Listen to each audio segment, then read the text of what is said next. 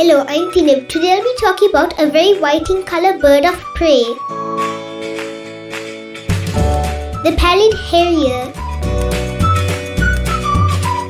The pale or pallid harrier is a migratory bird of prey of the harrier subfamily.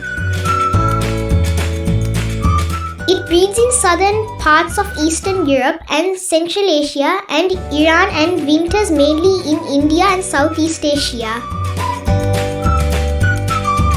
Males are ghostly grey above with black wingtip wedges. Females are more difficult to separate from other harriers. Pay attention to the underwings with their barred primaries and dark secondaries. Found in steppes, wet grassland, and agricultural areas and other open spaces. Sometimes forms flocks outside of the breeding season, occasionally mixing with other harrier species. Their calls are like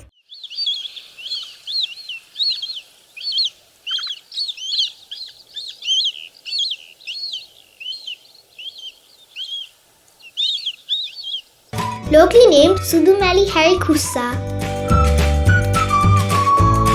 I have not seen the pallid harrier. Talking about high-flying birds, Sri Lanka is home to the tallest tower in South Asia, called the Lotus Tower.